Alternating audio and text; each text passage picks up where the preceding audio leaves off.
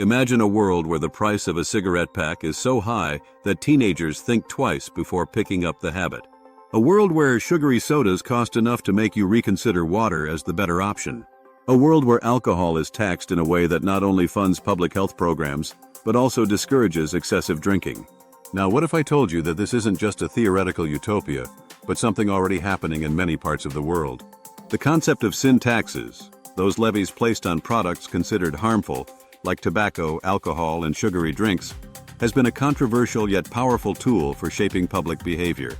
Critics argue that these taxes unfairly target personal choices.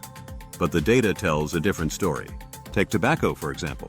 Before the implementation of aggressive taxation policies, smoking was a deeply embedded cultural habit in many countries. People lit up in offices, on airplanes, and even in hospitals. But today, smoking rates have plummeted in places where taxes have made cigarettes increasingly unaffordable. In Australia, for instance, a pack of cigarettes can cost upwards of $30 due to heavy taxation. As a result, smoking rates have dropped dramatically, particularly among young people who might otherwise have become lifelong smokers. But cigarettes are just one example. The sugar tax, a more recent phenomenon, is already showing signs of success. Mexico, one of the first countries to introduce a nationwide soda tax, saw a 7.6% drop in sugary drink consumption within just 1 year of implementation. For a country struggling with some of the world's highest obesity rates, this was a major victory. The logic behind sin taxes is simple but effective. When harmful products become more expensive, consumption decreases. But there's more to this story than just higher prices. What happens to all the money collected from these taxes? And can governments truly balance public health with the economic impact on businesses? The deeper we dive, the more we uncover about how these taxes are shaping the future, not just in terms of health, but also in terms of economics, politics, and even social justice. In the next part, we'll explore the hidden mechanisms behind sin taxes, how they're designed, and why some fail while others succeed beyond expectations. The mechanics of sin taxes, how they work, and why some fail. At first glance, sin taxes seem like a straightforward solution. Increase the price of harmful products, and people will consume less of them. But in reality, their effectiveness depends on how they are designed and implemented. Some taxes work exceptionally well, reducing smoking, drinking, or sugar intake. Others fail, either because they are poorly structured or because industries find ways to circumvent them. A well-designed sin tax has 3 essential characteristics. 1. High enough to change behavior. A small tax increase won't make much of a difference. 1. If a bottle of soda becomes just a few cents more expensive, people will continue buying it. 1. But when the price rises significantly, like the tobacco tax in Australia that made smoking financially unbearable, consumption patterns change. 2. Difficult to evade. When alcohol taxes rise in certain countries, illicit markets sometimes emerge. 2. This is a major problem with cigarette taxes, where smuggling becomes a lucrative business.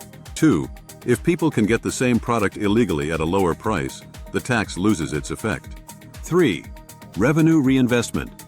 The best sin tax policies use the money collected to fund public health initiatives. 3.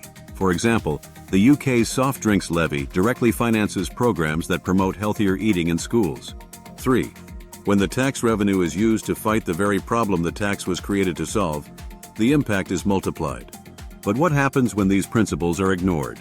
Let's talk about failure. In some cases, sin taxes backfire because of public resistance. Take Philadelphia's soda tax, for example. When the city introduced a 1.5 cent per ounce tax on sugary drinks, many consumers simply crossed into neighboring areas to buy their beverages tax-free. Instead of significantly reducing soda consumption, the tax primarily hurt small businesses and local retailers. The backlash was so strong that other cities hesitated to introduce similar taxes. Another problem is that sin taxes are sometimes seen as a government cash grab rather than a public health strategy.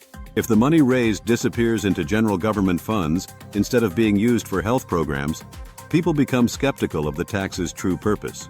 This was one of the criticisms of Chicago's short-lived soda tax, which was repealed just months after implementation due to public outrage. Even when sin taxes do work, they often spark heated debates about individual freedom versus government intervention. Opponents argue that people should have the right to make their own choices without financial punishment.